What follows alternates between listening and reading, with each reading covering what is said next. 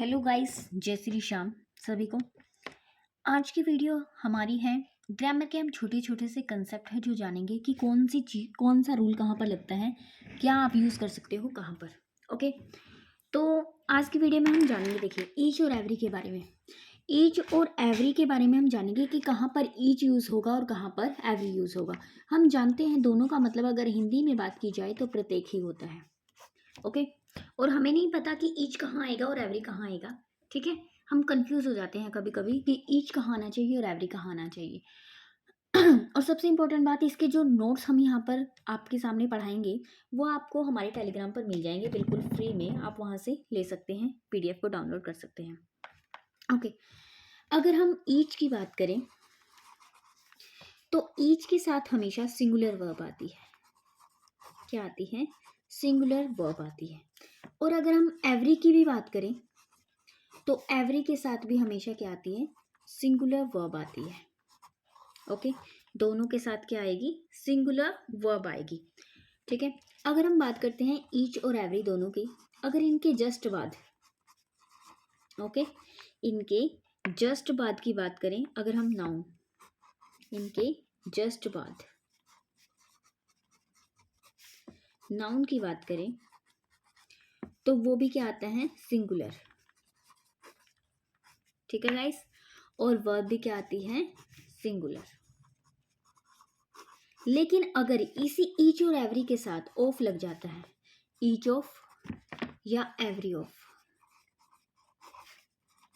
और उसके बाद अगर नाउन आता है तब नाउन कैसा आता है? प्लूरल।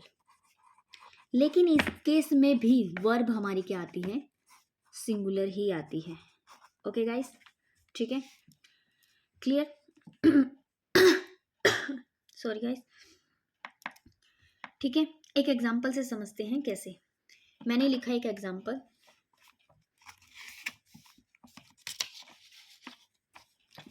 ईच। पहले हम बात कर लेते हैं सिंपल वाले की, जस्ट बाद noun. Each student very talented. ठीक है, ई student very talented.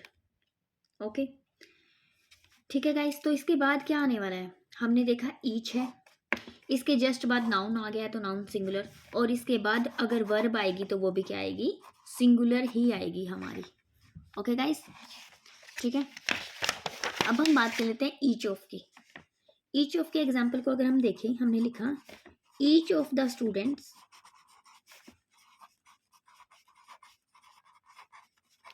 In the class has to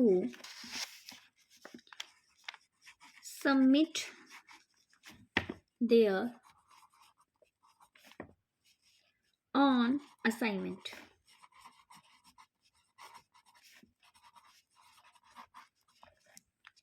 अब ध्यान से देखिए गाइस, यहाँ पर क्या दिख रहा है आपको? Each of. ईच ऑफ के बाद जो नाउन आता है वो कैसा आता है हमारा? प्लूरल आता है। ठीक है, नाउन आपका क्या आता है? प्लूरल आता है। लेकिन वर्ब कैसी आती है? सिंगुलर आती है।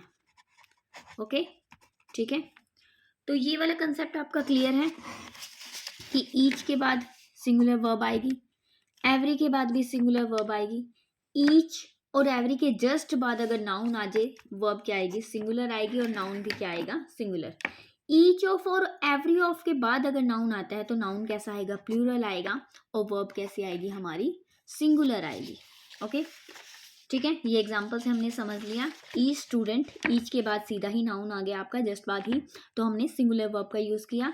ईच ऑफ के बाद हमारा नाउन आया तो हमने प्लूरल नाउन का यूज किया। यहाँ पर सिंगुलर नाउन था हमारा ईच के बाद, यहाँ पर क्या हो गया? प्लूरल नाउन, लेकिन वर्ब हमारी कैसी रही? सिंगुलर ही रही।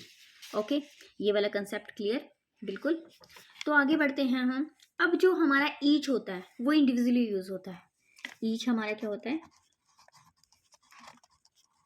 और एवरी की अगर हम बात करें वो क्या यूज होता है? ग्रुप। उसको आप ग्रुप बोल सकते हो। क्लियर? कैसे समझेंगे? अब जानते हैं हम ईच और एवरी की।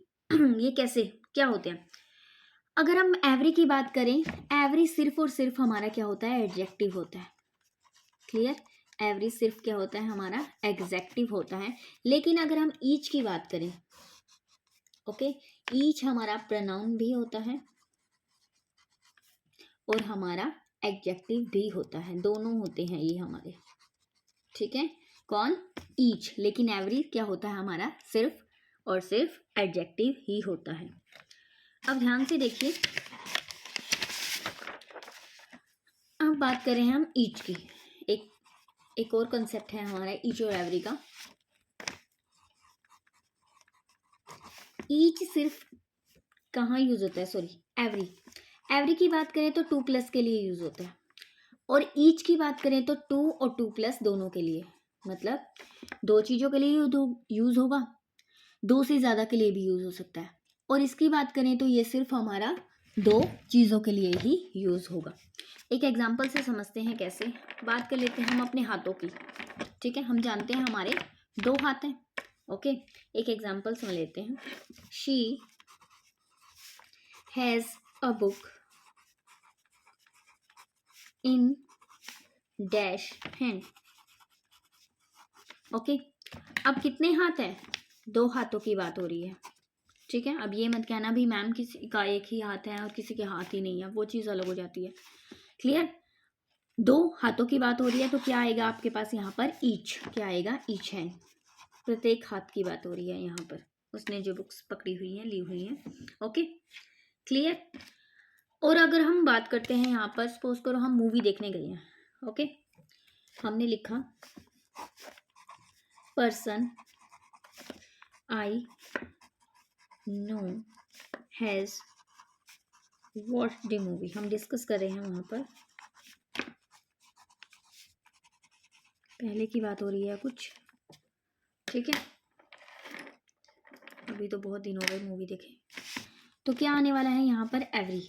क्या आने वाला है, एवरी, क्योंकि यहाँ किसकी बात हो रही है, 2+। किसकी बात हो रही है, 2+ की बात हो रही है, ठीक है। यहाँ पर किसकी बात हो रही है, 2+। क्योंकि देखो, वॉच द मूवी, ठीक है, मूवी देखने के लिए तो नहीं है, 2 लोग ही गए होंगे, ठीक है। Every person I know has watch the movie, ठीक है। क्लियर, अच्छे से समझ में आ गया।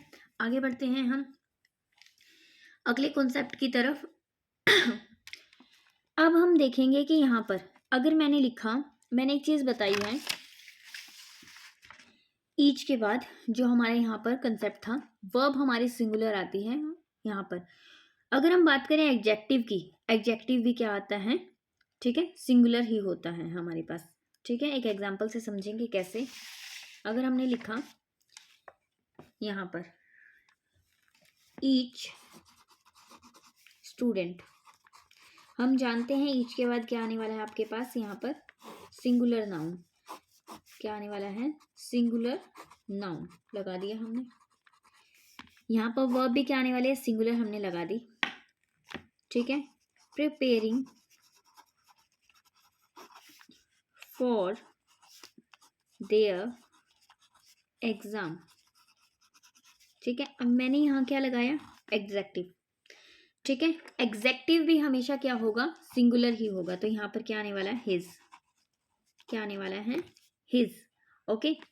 अगर हम बात करते हैं ईच ऑफ, हम जानते हैं ईच ऑफ के बाद क्या आने वाला है, नाउन कैसा आएगा, प्लूरल, तो क्या आएगा, स्टूडेंट्स। क्या आएगा, स्टूडेंट्स। लेकिन हम जानते हैं वर्ब भी क्या आएगी, सिंगुलर।